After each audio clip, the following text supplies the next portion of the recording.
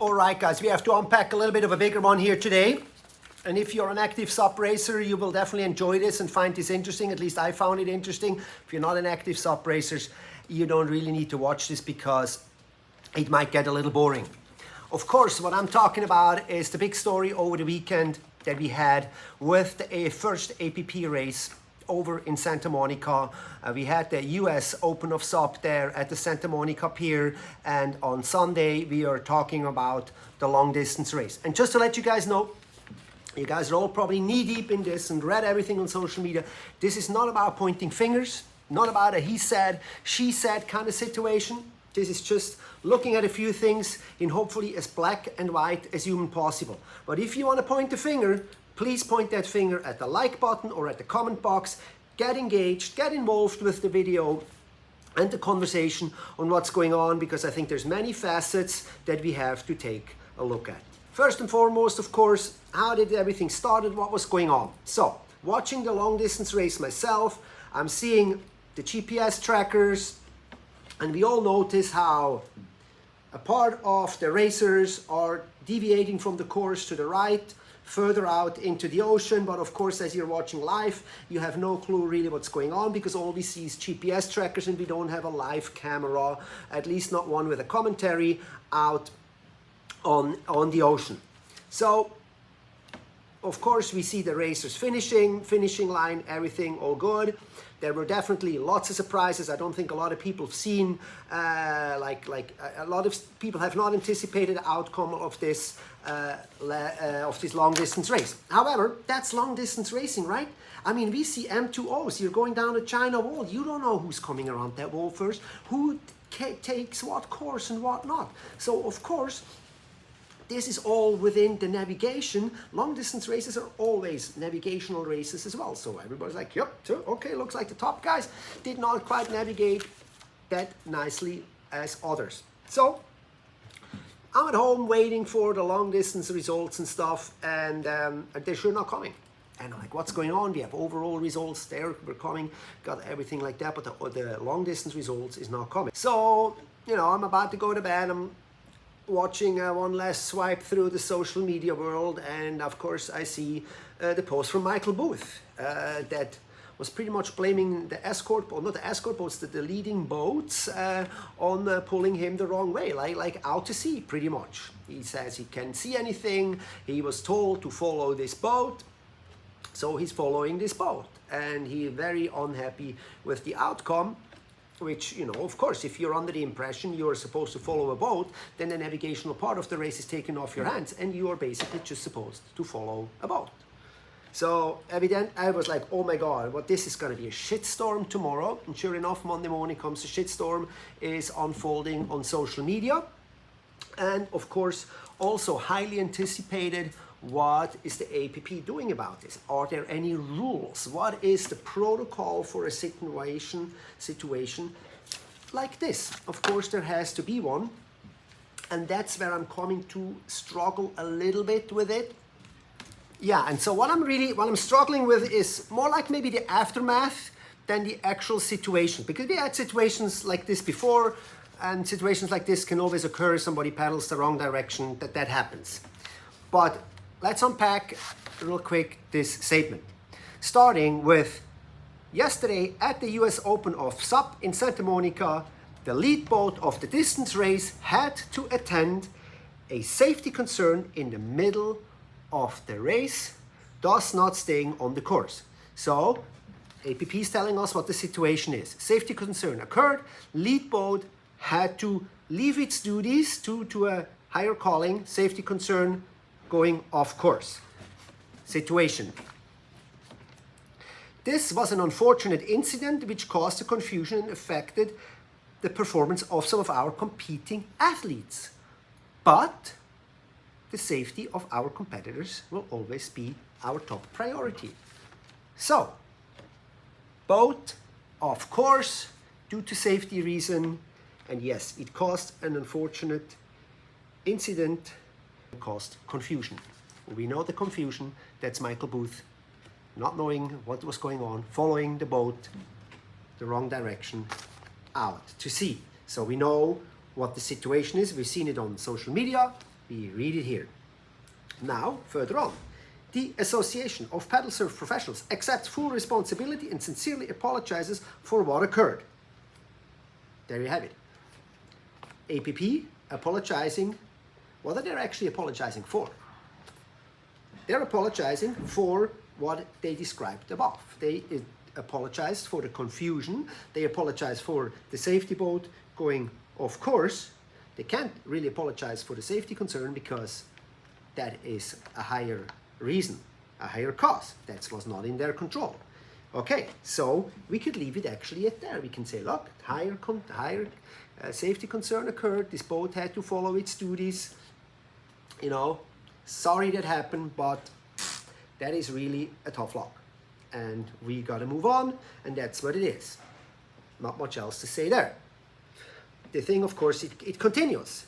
The APP competitors who are world-class athletes and work tirelessly at their crafts. A very nice little compliment there at the competitors.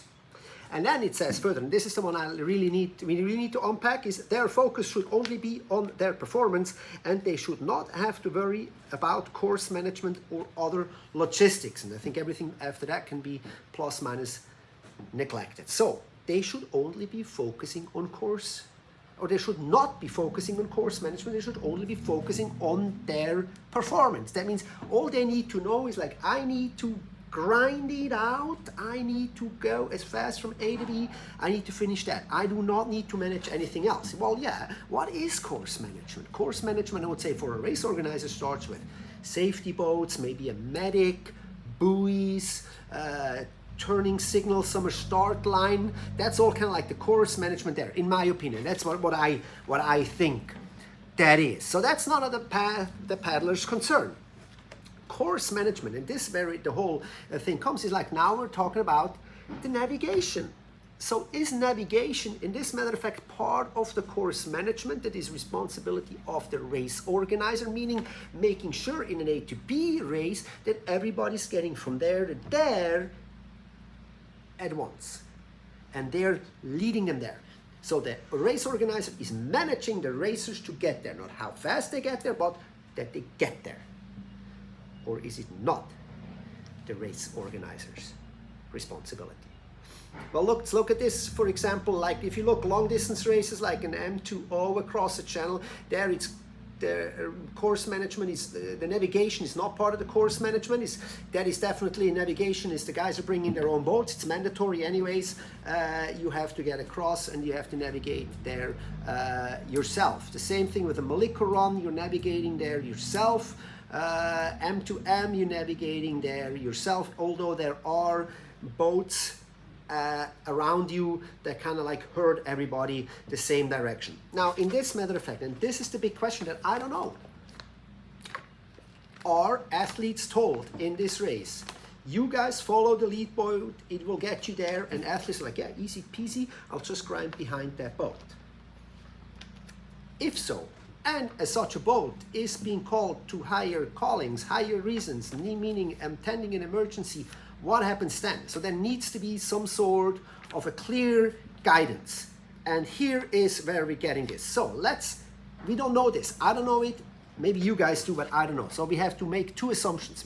Assumption number one, within this course management, the navigation part, getting the paddler from A to B, particularly when the visibility is poor, is the race managers, is the race organizers' responsibility, and the paddler really just only needs to worry about the paddling. If this is the race organizer's fault, if this is the race organizer's responsibility, then it is clearly in this detailed case the race organizer's fault that Boothie paddled the wrong way.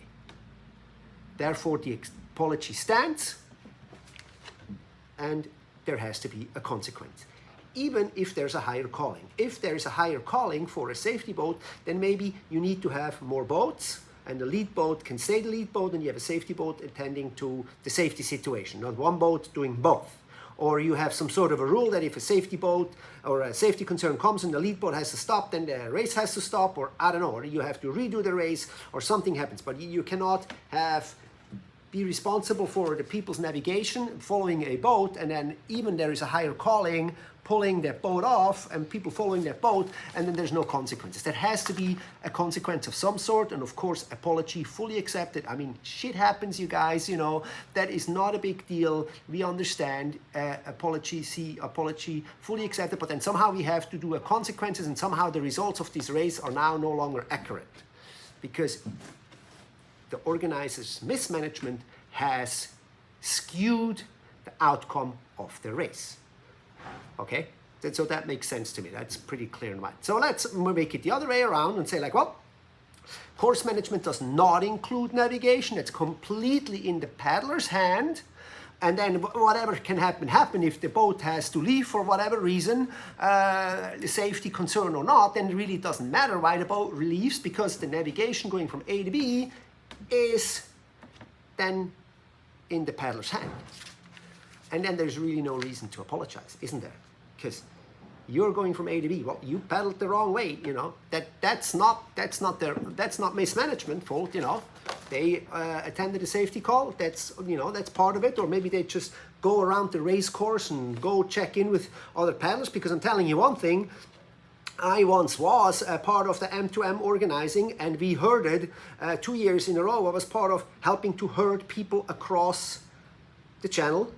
And if people are missing, and we had a guy missing, or we had a person calling for their missing guy, and it is, you got a liability on your head, people. It is, you're sweating blood and tears if you have a guy missing. And that happened to me. It cost me a sleepless night.